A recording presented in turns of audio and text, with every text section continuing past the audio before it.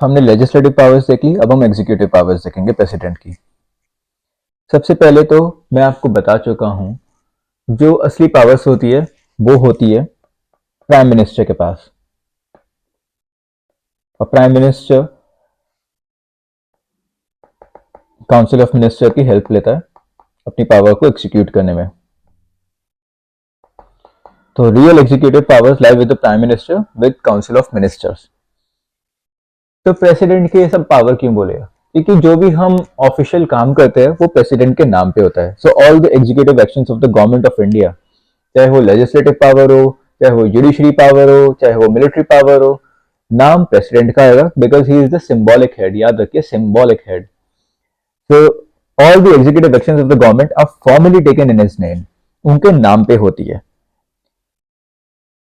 Although ये उन execution के लिए रूल्स बना सकते हैं कि वो जो एग्जीक्यूशन होगा वो कैसे होगा, किस तरीके से होगा, इस वाले फॉर्मेट में होगा, वो जो बिजनेस होगा पूरा गवर्नमेंट का, ये उसके लिए रूल्स बना सकते हैं। बट इनके नाम पे होती है, असली पावर होती है prime minister and council of ministers के पास। तो एग्जीक्यूट ये करते हैं, नाम इनका आता है कि इन्होंने करी, प्रेसिडेंट ने, फिर एग्जीक्यूट करते हैं prime minister with council of ministers.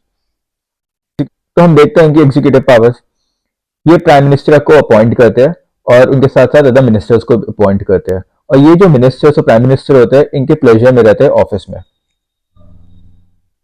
अब इसका मतलब क्या है?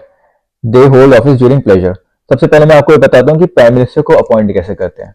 प्राइम मिनिस्टर अपॉइंट कैसे होता है? अब मान लीजिए 4-5 पार्टी है, इलेक्शन होता है लोकसभा का, और उसमें जो पार्टी जीतती है, जिसकी जिसे सबसे ज्यादा वोट मिलते हैं, वो मेजोरिटी में होती है। ठीक है, फिर वो पार्टी एक बंदे को नॉमिनेट करती है कि ये प्राइम मिनिस्टर बनेगा हमारा, ये पार्टी का हमारा कैंडिडेट है, ये प्राइम मिनिस्टर की पोस्ट पे रहेगा।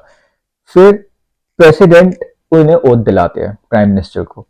ठीक है, तो प्रेसिडेंट इन्हें सिंबॉलिकली अपॉइंट करते हैं। वैसे तो पार्टी करती है, ठीक है, क्योंकि ये इलेक्शन जीतते हैं, बट प्रेसिडेंट उन्हें ओथ दिलवा के अपॉइंट करते हैं। तो ऐसे तो प्राइम मिनिस्टर अपॉइंट होते हैं। तो प्राइम मिनिस्टर प्रेसिडेंट को कुछ नाम देंगे मिनिस्टर्स को। जो ये मिनिस्टर्स होते हैं ये प्राइम मिनिस्टर के कहने पे प्रेसिडेंट करते हैं। तो वैसे तो प्रेसिडेंट ही इन मिनिस्टर्स को ओथ दिलवाएंगे, इन मिनिस्टर्स को अपॉइंट करेंगे, बट बोला किसने है? प्राइम मिनिस्टर ने। प्राइम मिनिस्टर तो पता चल गया ये जीत के आए इलेक्शन, ठीक है, इनकी पार्टी ने इन्हें खड़ा करा। फिर ये प्राइम मिनिस्टर कुछ मेंबर्स का नाम लेंगे, कुछ मिनिस्टर्स का नाम लेंगे और प्रेसिडेंट से बोलेंगे कि इन्हें आप ओथ दिलवाइए और इन्हें आप अपॉइंट करिए। तो so the president appoint the other ministers on the recommendation of prime minister। Prime minister पहले रिकमेंड करेगा, फिर प्रेसिडेंट उन्हें अपॉइंट करेगा।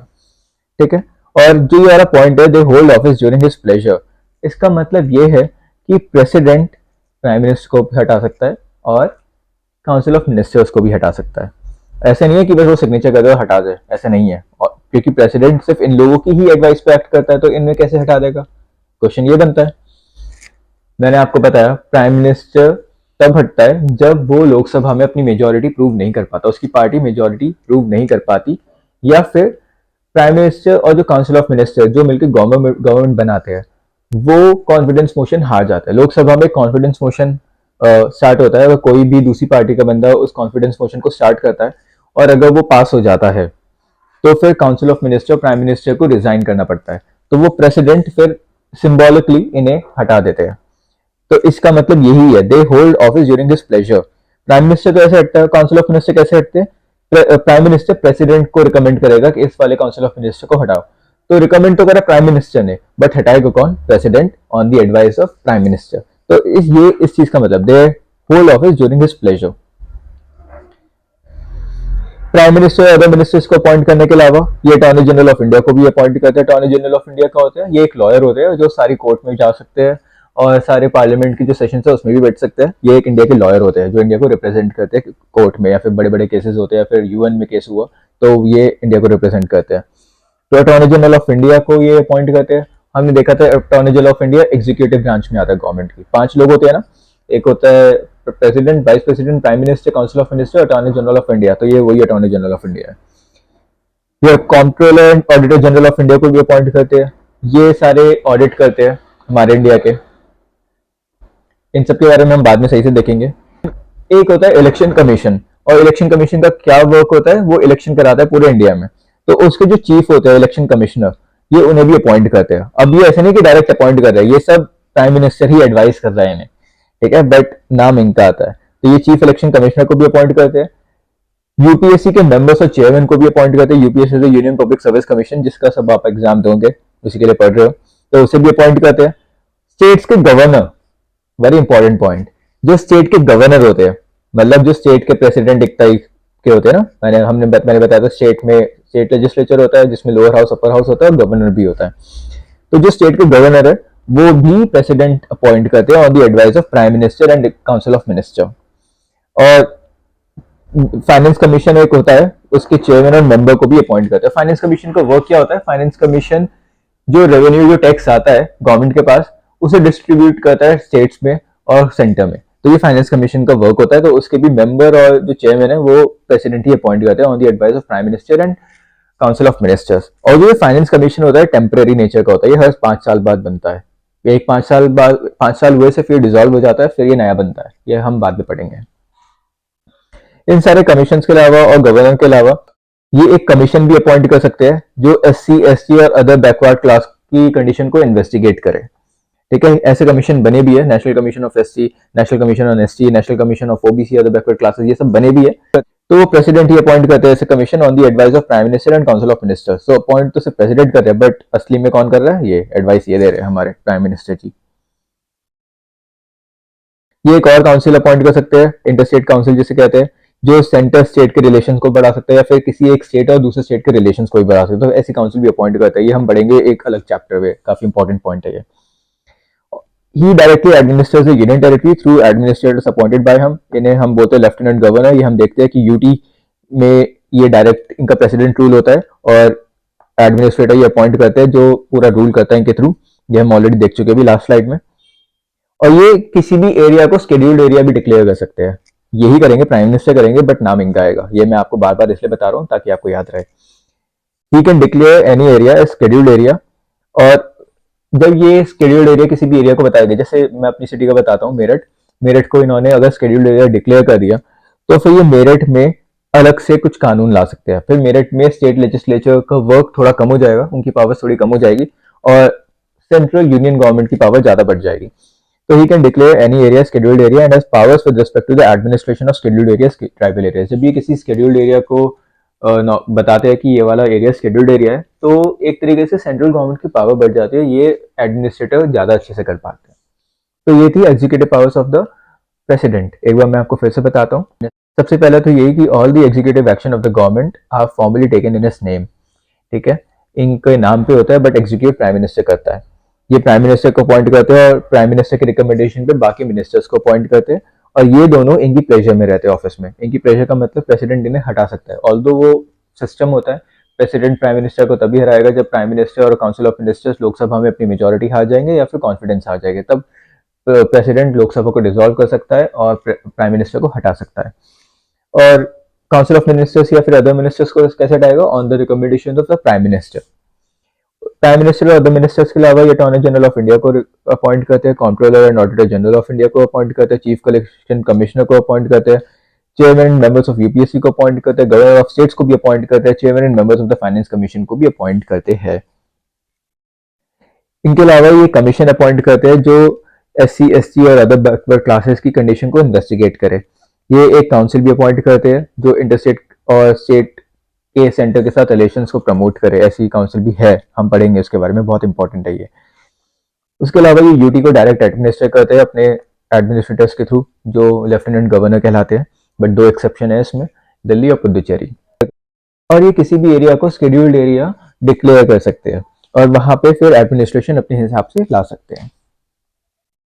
अब हम फाइनेंशियल पावर्स देखेंगे। फाइनेंशियल पावर्स में मैं आपको ये वाली पावर तो बता चुका हूँ, मनी बिल वाली। मतलब कुछ बिल ऐसे होते हैं जो जिसमें प्रेसिडेंट की रिकमेंडेशन पहले लेनी पड़ती है या फिर प्रेसिडेंट की परमिशन लेनी पड़ती है। ठीक है, मैंने आपको बताया था जैसे कोई बिल जिसमें कंसोलिडेटेड फंड ऑफ इंडिया में से पैसे निकालने हो, तो उसमें या तो प्रेसिडेंट खुद रिकमेंड करेगा या फिर ऐसे बिल को इंट्रोड्यूस करने के लिए प्रेसिडेंट की परमिशन लेनी पड़ेगी। उनमें से एक बिल होता है मनी बिल। मनी बिल को हम डिटेल में पढ़ेंगे जब हम पार्लियामेंट पढ़ेंगे। ये बहुत इंपॉर्टेंट टॉपिक है, तो हम ये डिटेल में पढ़ेंगे। बट अभी आपको पता होना चाहिए मनी बिल। मनी बिल का मतलब एक तरीके से कोई भी ऐसा बिल जिसमें खर्चे का होता है, जिसमें पैसा इन्वॉल्व होता है कि कंसोलिडेटेड फंड ऑफ इंडिया में से पैसे निकालना है पहला, या फिर बजट में जो बजट तैयार होता है हर साल कि कौन कौन से स्कीम पे पैसा खर्च होगा, ये सब वो प्रेसिडेंट ही पहले रिकमेंड करेंगे, उसके बाद ही ये लोकसभा में इंट्रोड्यूस होगा। So the money bill can be introduce in the parliament only on his prior recommendation. और एक और पॉइंट, जो ये मनी बिल होता है ना, ये लोकसभा में ही इंट्रोड्यूस होता है, बाकी तो हो जाएंगे, जैसे फाइनेंस एक फाइनेंशियल बिल्स भी होते हैं, या फिर एक वो वाला बिल मैंने आपको बताया था कि अगर किसी स्टेट की बाउंड्री चेंज करनी है, फिर नया स्टेट बनाना है, तो राज्यसभा में भी इंट्रोड्यूस हो सकता है। बट जो मनी बिल है, मनी बिल हमेशा लोकसभा में ही इंट्रोड्यूस होता है, वो राज्यसभा में इंट्रोड्यूस नहीं होता। और लोकसभा में भी पहले प्रेसिडेंट रिकमेंड करेगा, फिर उसके बाद वो इंट्रोड्यूस होगा। उसके अलावा he laid the annual financial statement before the parliament. मैंने बताया था आपको, ये कुछ पेपर्स या फिर कुछ कमीशन की रिपोर्ट ले करते हैं पार्लियामेंट के सामने हर साल। तो उसमें से भी एक ये एनुअल फाइनेंशियल स्टेटमेंट है, जिसे हम बोलते हैं बजट। उसमें ये बताते हैं कि पिछले साल गवर्नमेंट ने कहाँ कहाँ खर्चा करा, कहाँ कहाँ से इनकम आई, और कौन कौन सी स्कीम करी, उस पर क्या क्या खर्चा है, ये सब इसमें आता है। ये भी no demand for grant can be made except on this recommendation. अगर किसी स्टेट को कोई एक्स्ट्रा ग्रांट देनी है या फिर कुछ भी करना है, कहीं और पैसा लगाना है, तो वही मनी बिल वाला आ गया, वो भी इनकी रिकमेंडेशन के बिना इंट्रोड्यूस नहीं हो सकता। ये तो वही सिंपल है, मनी बिल के अंदर आ गया। He can make advances out of the contingency fund of India to meet any unforeseen future. एक होता है कंसोलिडेटेड फंड ऑफ इंडिया, एक होता है कंटिजेंसी फंड ऑफ इंडिया। ये contingency fund of India emergency के लिए यूज करते हैं, अगर कोई इमरजेंसी आती है तो इसमें से फंड में से पैसा निकालते हैं। तो उसमें से भी जो पैसा निकलेगा, पहले प्रेसिडेंट रिकमेंड करेगा, उनकी परमिशन लेनी पड़ेगी, तभी गवर्नमेंट या फिर पार्लियामेंट उसमें से पैसा निकाल सकती है। और मैंने आपको बताया फाइनेंस कमीशन ये कॉन्स्टिट्यूट करते हैं, उसके चेयरमैन और मेंबर्स यही अपॉइंट करते हैं, और ये हर 5 साल बाद होती है। तो फाइनेंस कमीशन टेम्परेरी होती है, परमानेंट इंस्टीट्यूशन नहीं है। और ये इसका फाइनेंस कमीशन का क्या काम होता है, रेवेन्यू को डिस्ट्रीब्यूट करना सेंटर और स्टेट्स में। जो भी टैक्स हम देते हैं और जो गवर्नमेंट कलेक्ट करती है, वो टैक्स कहाँ का यूज होना है, कौन कौन सी स्टेट के पास जाना है, कौन कौन से सेंटर के पास जाना है, तो ये सब फाइनेंस कमीशन का काम होता है। तो फाइनेंशियल पावर समझ में आ गई। मनी बिल्स जो होता है, ये पहले प्रेसिडेंट की परमिशन लेनी होती है, उनके रिकमेंडेशन पे ही लोकसभा में इंट्रोड्यूस होता है। ये बजट इंट्रोड्यूस करते हैं पार्लियामेंट के सामने, जिसे हम एनुअल फाइनेंशियल स्टेटमेंट भी कहते हैं। अगर कोई ग्रांट देना है किसी स्टेट को या फिर किसी को भी, तो पहले इनकी परमिशन चाहिए होती है, इनकी रिकमेंडेशन चाहिए होती है। कंटिजेंसी फंड ऑफ इंडिया, ये कंसोलिडेटेड फंड ऑफ इंडिया से अलग है। कंसोलिडेटेड फंड ऑफ इंडिया में पैसा आता है हमारे टैक्स के थ्रू, जो हम टैक्स देते हैं, ठीक है, जो भी गवर्नमेंट की इनकम होती है, वो आता है कंसोलिडेटेड फंड ऑफ इंडिया में। कंटिजेंसी फंड ऑफ इंडिया में गवर्नमेंट पैसा डालती है ताकि कोई अगर इमरजेंसी आए तो वो पैसा वहां पे खर्च करते हैं। तो उस कंटिजेंसी फंड ऑफ इंडिया में से भी पैसा प्रेसिडेंट की रिकमेंडेशन पे ही निकलेगा। और ये फाइनेंस कमीशन हर 5 साल बनाता है, उसके मेंबर सिलेक्ट करता है और इसके चेयरमैन भी इलेक्ट करते हैं। और इस फाइनेंस कमीशन का क्या काम होता है कि स्टेट और सेंटर में रेवेन्यू को डिस्ट्रीब्यूट करना। तो हमने 3 पावर्स देख ली प्रेसिडेंट की, हमने लेजिस्लेटिव पावर देख ली, हमने एग्जीक्यूटिव पावर देख ली, और अभी हमने फाइनेंशियल पावर देखी। अब हम देखेंगे judicial powers. He appoints the chief justice of India and the जजेस of the supreme court and high court. ये भी सिंपल है। जुडिशरी में मैंने आपको बताया था, यूनियन में आता है सुप्रीम कोर्ट, और स्टेट में आता है हाई कोर्ट, और हाई कोर्ट के नीचे डिस्ट्रिक्ट कोर्ट। ठीक है, ये मैंने आपको बताया था।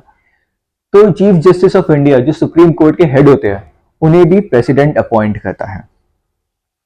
और सुप्रीम कोर्ट के जो जजेस होते हैं, वो भी प्रेसिडेंट अपॉइंट करेंगे on the recommendation of chief justice of India. ठीक है, एडवाइस तो प्राइम मिनिस्टर ही कर रहे हैं, असली में तो अपॉइंट ये सब प्राइम मिनिस्टर ही कर रहे हैं, बट नाम आ रहा है प्रेसिडेंट का। So he appoints the Chief Justice of India and the judges of the Supreme Court.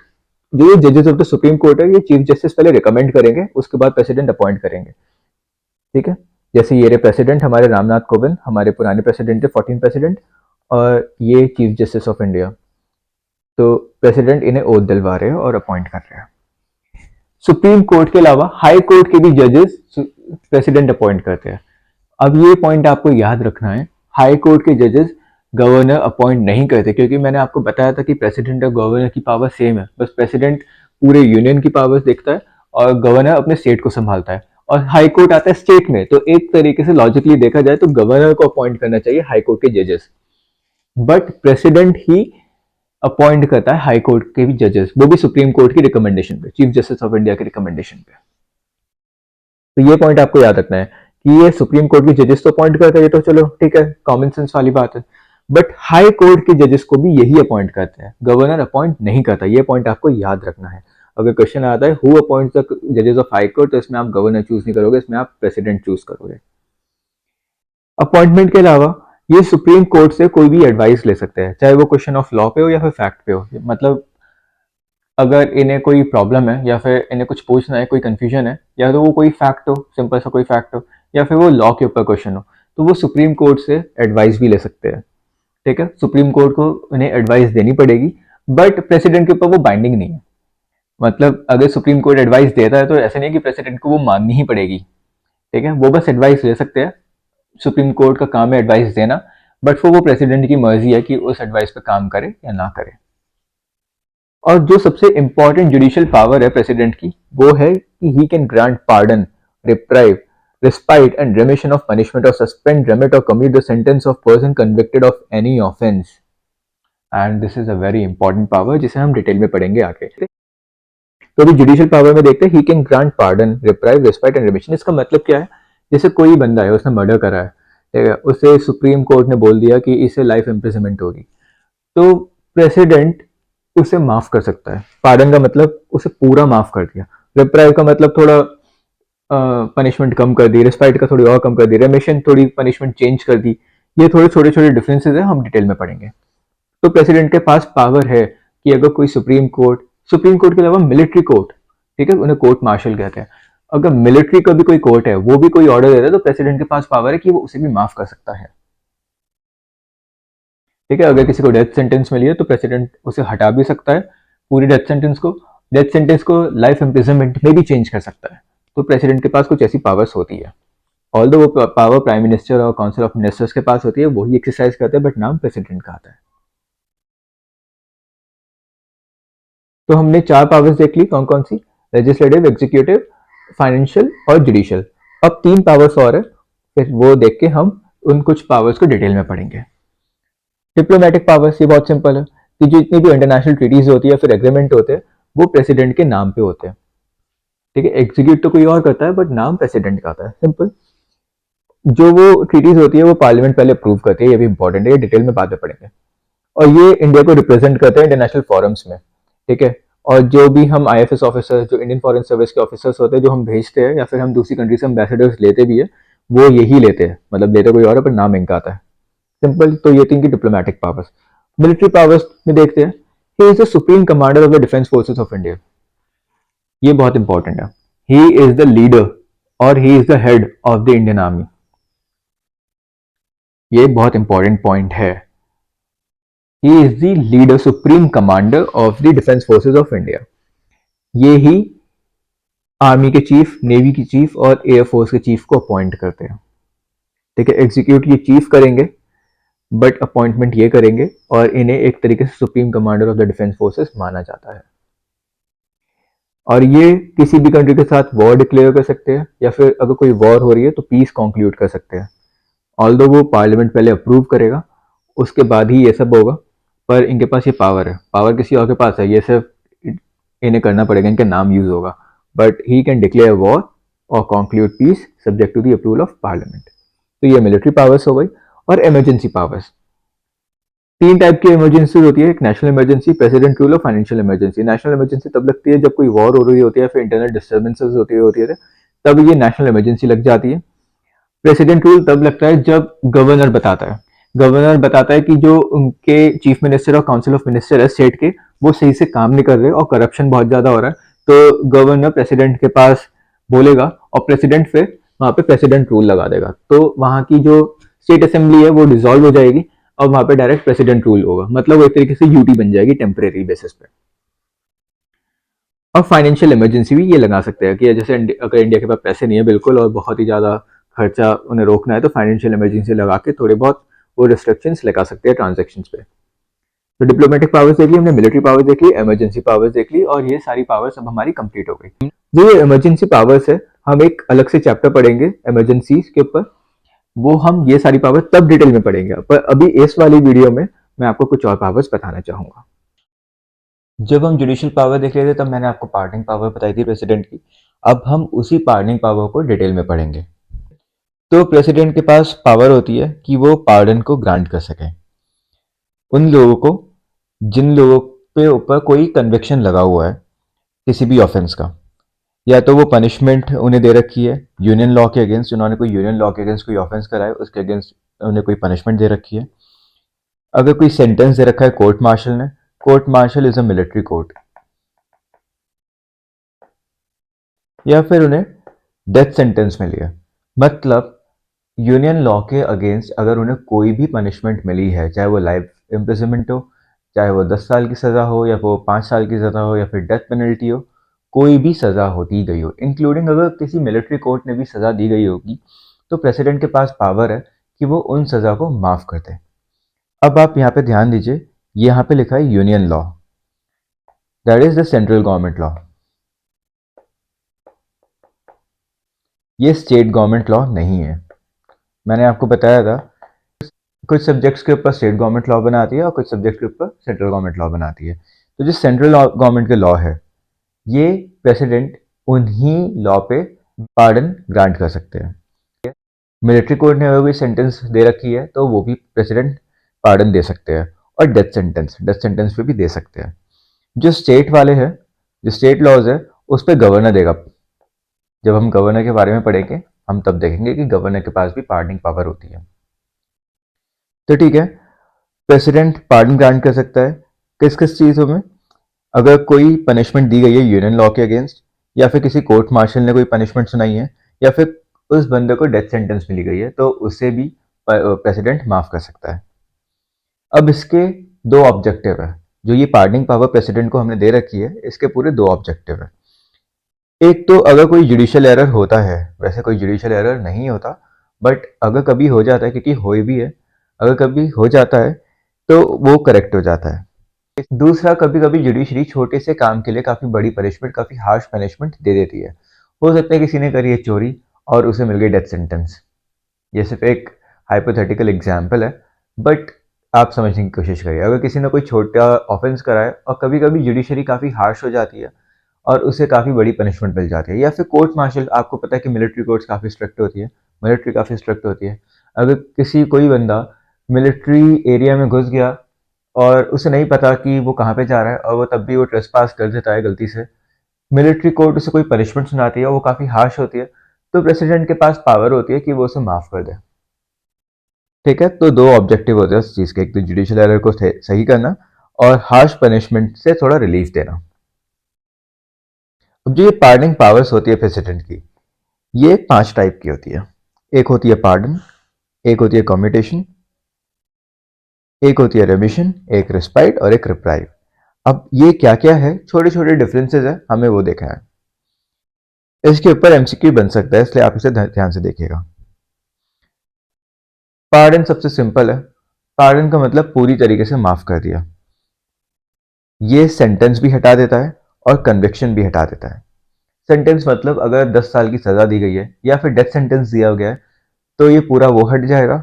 और कन्विक्शन मतलब जो इल्जाम लगा हुआ है, जो केस पूरा दर्ज हुआ है, वो भी हट जाएगा। मतलब वो बंदा पूरा क्लीन है, एक तरीके से क्लीन चिट मिल जाती है उसे। ये होती है पार्डन, ये तो सिंपल है, ठीक है, पूरा माफ कर देना।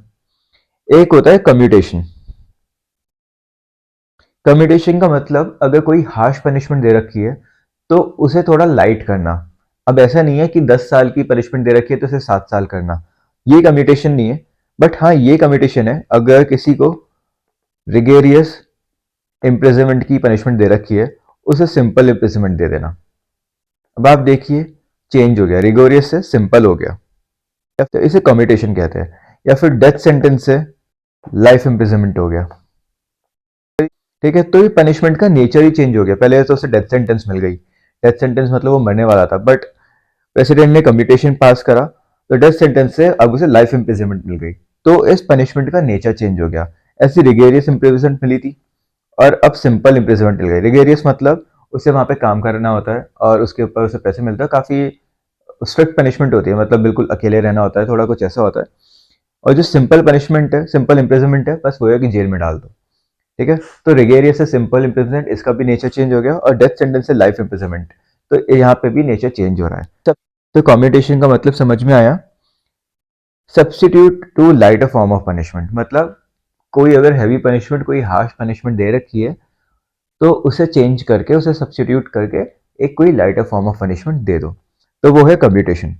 तो पार्डन देख लिया हमने और कम्यूटेशन देख लिया। अब हम देखेंगे रेमिशन।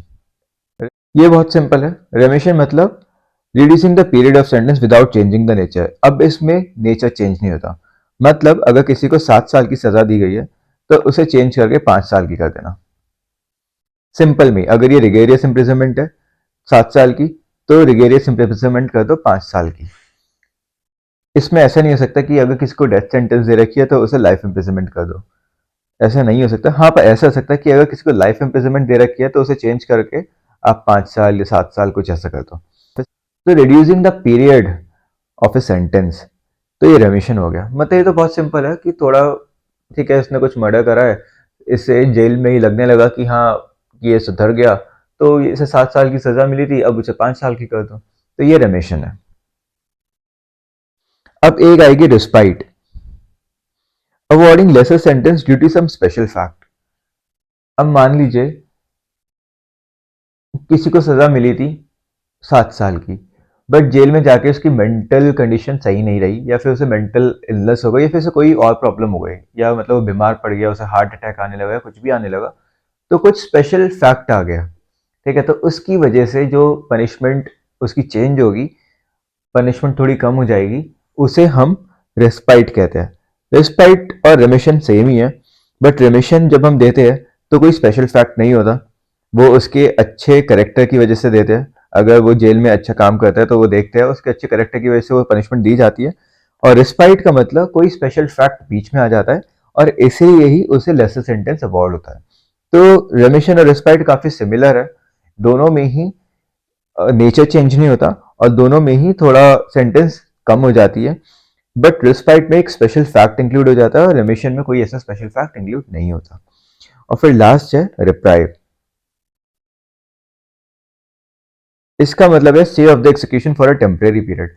अब किसी को डेथ पनिशमेंट मिली है और उसे हैंग होना था 1 जनवरी को, बट प्रेसिडेंट ने रिप्राइव ग्रांट कर दिया, तो अब उसे 15 दिन का टाइम मिल गया। अब उसकी जो पनिशमेंट है उस पर स्टे लग गया टेम्परेरी पीरियड के लिए। अब उसे 1 की जगह 15 तारीख को मिलेगी, या फिर उसे तब मिलेगी जब और भी ज्यादा इन्वेस्टिगेशन होगी, ठीक है। तो रिप्राइव का मतलब उस एग्जीक्यूशन पे, उस पनिशमेंट पे स्टे लगा देगा। एक तो डेथ सेंटेंस का एग्जाम्पल लिया। दूसरा, मान लीजिए अगर किसी को जेल जाना है, बट उसके वकील ने बोला कि अभी आप जेल मत भेजिए, वो एक प्रेसिडेंट को अपील फाइल करेगा प्रेसिडेंट के पास, और वो कहेगा अभी जेल मत भेजिए, कुछ और भी ऐसे फैक्ट्स है जो सामने आ सकते हैं और ये बंदा बच सकता है। तब प्रेसिडेंट ये रिप्राइव वाला ये ऑर्डर पास करेगा और उसकी वजह से जो भी उसे पनिशमेंट मिली है उस पर स्टे लग जाएगा टेम्परेरी पीरियड के लिए, चाहे वो डेथ पनिशमेंट हो, चाहे वो लाइफ इम्प्रिजनमेंट हो, या कोई भी पनिशमेंट हो, उस पर एक तरीके से स्टे लग जाएगा। तो ये थी pardoning power of the president. एक बार फिर से देखते हैं ताकि आपको अच्छे से अभी याद हो जाए। सबसे पहले क्या था? President to grant pardon to persons who have been tried and convicted of any offence in the cases where punishment is an offence against union law. यहाँ पे यूनियन लॉ है और स्टेट लॉ नहीं है। अगर कोई स्टेट लॉ के ऊपर कोई पनिशमेंट उसे मिलती है तो वो सिर्फ गवर्नर पार्डन कर सकता है, प्रेसिडेंट नहीं कर सकता। या फिर कोई पनिशमेंट उसे कोर्ट मार्शल ने दिया, court martial is the military court, या फिर उसे डेथ सेंटेंस मिली है। इन सब तीनों चीजों में यूनियन लॉ तो काफी वाइड है, तो इन सब चीजों में प्रेसिडेंट पार्डन कर सकता है। इसके दो ऑब्जेक्टिव होते हैं, एक तो जुडिशियल एरर को करेक्ट करना और दूसरा हार्श पनिशमेंट को थोड़ा लाइट कर देना। अब पार्डनिंग पावर्स 5 टाइप की होती है। एक होती है पार्डन, जो बिल्कुल कन्विक्शन और सेंटेंस दोनों ही खत्म कर देते हैं। इसकी वजह से, पार्डन की वजह से वो बंदा बिल्कुल, उसे फ्री चिट मिल जाती है, क्लीन चिट मिल जाती है। फिर होता है कम्यूटेशन।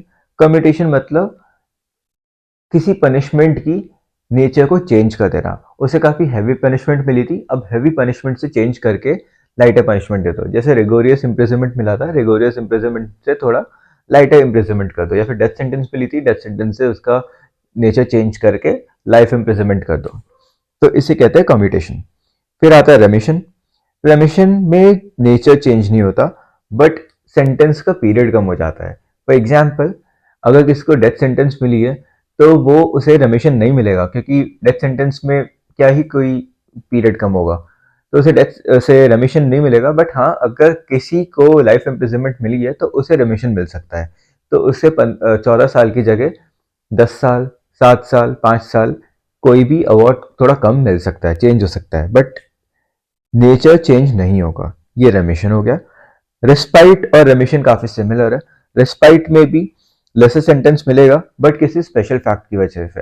अब मान लीजिए कोई लेडी है, उसने मर्डर करा, उसे कोर्ट ने 14 साल की इम्प्रिजनमेंट करा दी, लाइफ इम्प्रिजनमेंट करा दी। अब उसके बाद जैसे वो जेल जाने वाली थी, इससे पहले पता चला कि वो प्रेग्नेंट है, तो एक स्पेशल फैक्ट सामने आया है, तो अब प्रेसिडेंट उसे रिस्पाइट दे देगा। एक स्पेशल फैक्ट सामने आया है तो अब उसे थोड़ी लेसर पनिशमेंट ग्रांट कर देगा। और रिप्राई, कोई भी जो पनिशमेंट होती है उसके ऊपर टेम्परेरी पीरियड के लिए स्टे लगा देना, ताकि कोई और भी एविडेंसेस केस में सामने आ जाए। तो stay of the execution for a temporary period. तो ये थी pardoning power of the president. और अब हमने प्रेसिडेंट की जितनी भी पावर्स थी वो सब हम देख चुके हैं। सबसे पहले हमने लेजिस्लेटिव पावर देखी, उसके बाद हमने एग्जीक्यूटिव पावर देखी, एग्जीक्यूटिव पावर के बाद हमने फाइनेंशियल पावर देखी, जुडिशियल पावर देखी, मिलिट्री पावर देखी, डिप्लोमेटिक पावर देखी और इमरजेंसी पावर देखी। हमने 3 पावर को डिटेल में डिस्कस करा। एक तो pardoning power of the president जो जुडिशियल पावर में आता है। उसके बाद हमने 2 लेजिस्लेटिव पावर को काफी डिटेल में डिस्कस करा था। एक तो veto power of the president और एक ordinance making power of the president. और ये सब करने के बाद हमारी जितने भी पावर्स है प्रेसिडेंट की वो कंप्लीट हो जाता है और ये चैप्टर खत्म हो जाता है। अब नेक्स्ट वीडियो में हम वाइस प्रेसिडेंट के बारे में देखेंगे।